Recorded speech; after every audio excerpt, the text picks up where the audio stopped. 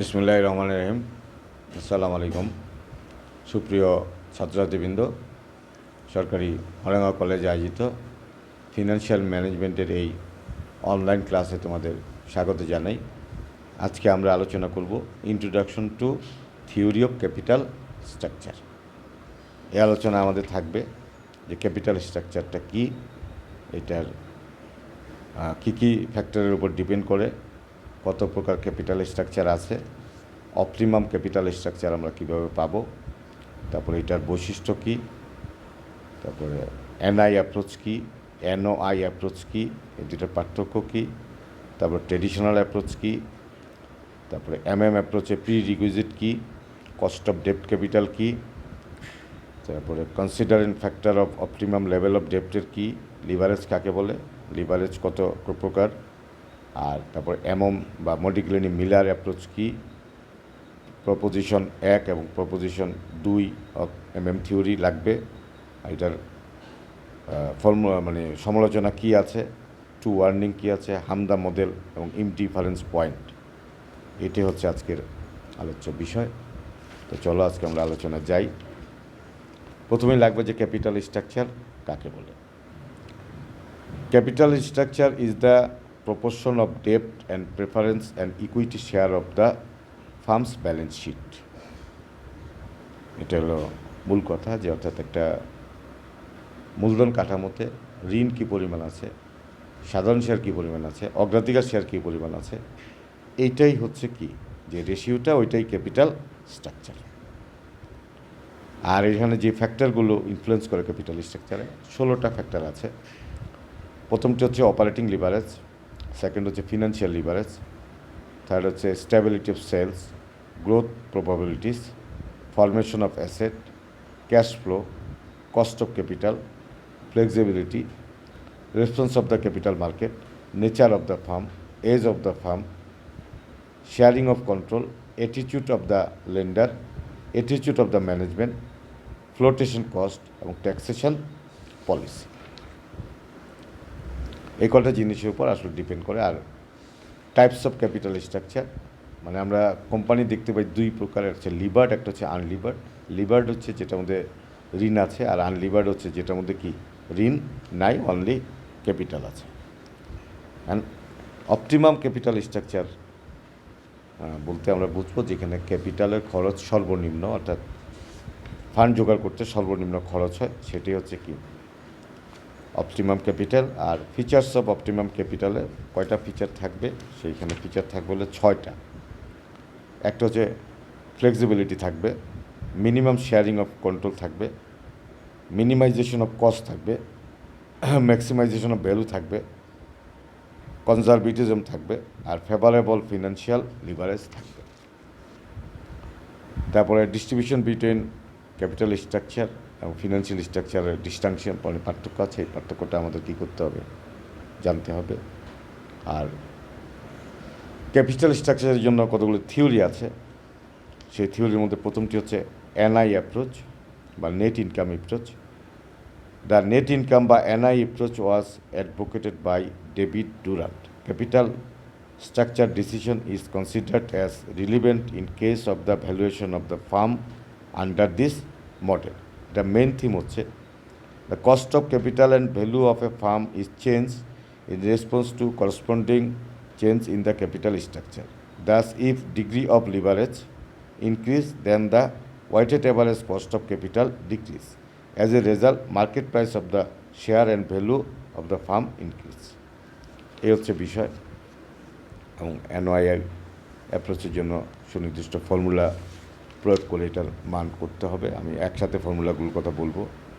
Second হচ্ছে NOI approach বা net operating income approach. এটার মেন থিওরি হচ্ছে, এটা ডেভিড ডুরান্টের থিওরি, any change in the degree of leverage or in the amount of ডেপ্ট will not influence the cost of capital or value of the firm. এটার জন্য কি আছে, আমাদের সুনির্দিষ্ট ফর্মুলা আছে, আমরা সেই ফর্মুলাটি ব্যবহার করব। তারপরে ট্রেডিশনাল অ্যাপ্রোচ যেটা আছে, সেটাকে অ্যাপ্রোচও বলা হয় আর কি, বা মডিক্লেনি মিলার অ্যাপ্রোচ। সেই অ্যাপ্রোচগুলোর মধ্যে আছে যে কস্ট অফ ডেপ্ট ক্যাপিটাল কত হবে সেটা বাইর করে, তারপরে লিভারেজের মাত্রা ক্যালকুলেশন করা হয়, ইমপ্যাক্ট আলোচনা করা হয়, তারপরে ট্যাক্স ফ্রি ইকোনমিতেও ইমপ্যাক্টটা কী করা হয় আলোচনা করা হয়। আর এটা দুইটা প্রপার্টিজ আছে, প্রপার্টিজ 1 অ্যান্ড প্রপার্টিজ 2। প্রপার্টিজ 1 হচ্ছে professor Modigliani Miller raise the proposition 1 to explain the relationship between the value of the firm and its capital structure. এর কোর কনসেপ্টটা হচ্ছে the value of the firm is independent of the farm's capital structure. That is, the value of a farm does not depend on the pattern of its financing. How much money is raised through equity and how much through debt have no impact on the value of the farm. এটা হচ্ছে properties 1। তারপর কিন্তু properties 2 একটা আছে, সেই properties 2তে যেটা বলছে আর কি, যে properties 2 of theory explain the relationship between the cost of equity capital and the capital structure of the farm. এটা কোর কনসেপ্ট হচ্ছে a farm's cost of equity capital is a positive linear function of the farm's capital structure. The cost of equity of a farm increase proportionately with the increase of the debt equity ratio. এই arbitrage process লাগবে। According to the proposition 1, model of the value of a farm is not influenced by the ratio or debt equity. Thus, the values of the levered and unlevered farm supposed to be equal. The arbitrage process is the operational justification of the theory. That is, primarily the values of a levered and unlevered farm may not be equal, but through the arbitrage process, the value will be equal to each other. আর etymological meaning হচ্ছে the term arbitrage means buying a security in a market where price is low and selling where it is high. এই হচ্ছে arbitrage process. তারপর দুইটা proposition কথা বললাম এর। তারপর আরও কিছু মডেল কিন্তু ক্যাপিটাল স্ট্রাকচারে ফলো করা হয়, যেমন একটা 2 ওয়ার্নিং আছে। In the case of financing decision most of the time emphasis given on minimising of overall cost of interest মানে আমরা অলওয়েজ কী করতে চাই, যে দুইটা ওয়ার্নিংয়ের মধ্যে একটা হচ্ছে ওয়ার্নিং এক হচ্ছে shareholder are more concern for their own interest then the minimisation of the cost of capital. As a result they expect that the manager will be more careful for the maximisation of the value of the firm. আর warning 2 হচ্ছে apparently debt is cheaper source of capital, thus attempt may be taken to minimize to the overall cost of capital by increasing the amount of debt, but too much used debt may increase the financial risks and accordingly the expected rate of return of the shareholder may be increased. এই দুইটা জিনিস মাথায় রাখতে হবে। দেন আমাদের লাগবে হলো হামদা model একটা আছে। This model was advocated by Robert হামদা।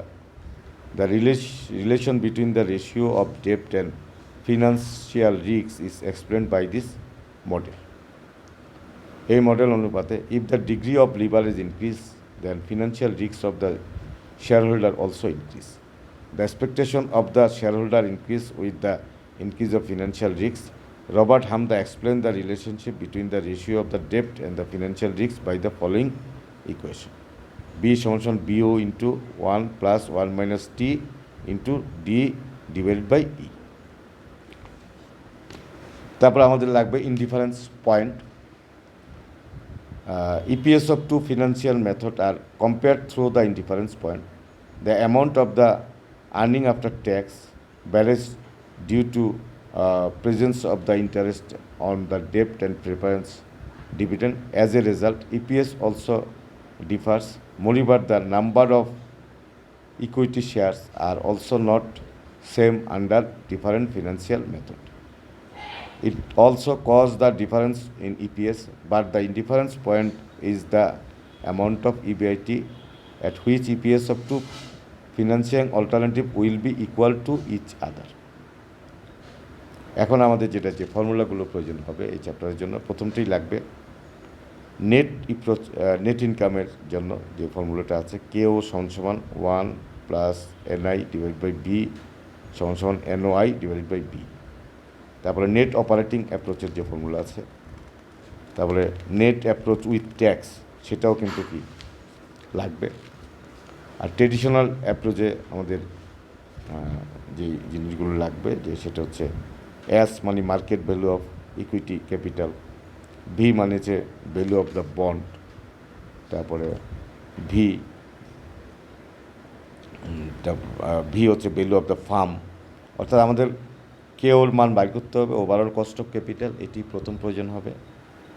I বা টোটাল ইন্টারেস্ট বাইর করতে হবে, এনআই মানে নেট ইনকাম বাইর করতে হবে, ইবিআইটি বাইর করতে হবে, earning before income and tax, V বাইর করতে হবে ভ্যালু অফ দ্য ফার্ম, আর বি বাইর করতে হবে market value of bond, S বাইর করতে হবে market value of equity capital, আর কেডি কস্ট অফ ডেপ্ট, কেই কস্ট অফ ইকুইটি বাইর করতে হবে, আর এনওআই নেট অপারেটিং ইনকাম বাইর করতে হবে, আবার ইন্টারেস্ট বাইর করতে হবে, টোটাল ইন্টারেস্ট কত এটাও বাইর করতে হবে।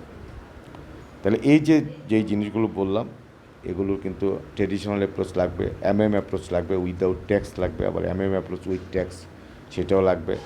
তারপরে ইনডিফারেন্স পয়েন্ট আমার বাইর করতে হবে, তারপরে ইন্টারেস্ট ট্যাক্স শিল্ড বা আইটিএস যেটাকে বলে সেটা লাগবে, আর আরবিট্রেজ প্রসেস আমার কিন্তু কী করতে হবে।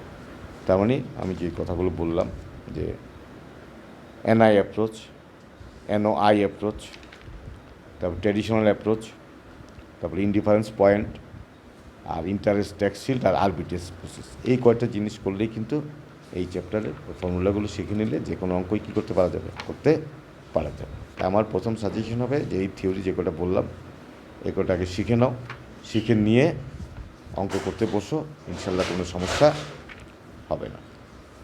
এই ছিল আজকের আলোচনা, আশা করি সবাই বুঝতে পেরেছ। পরবর্তী আলোচনা দেখার আমন্ত্রণ জানিয়ে এখানেই বিদায় নিচ্ছি। সবাই ভালো থাকো, আসসালামু আলাইকুম।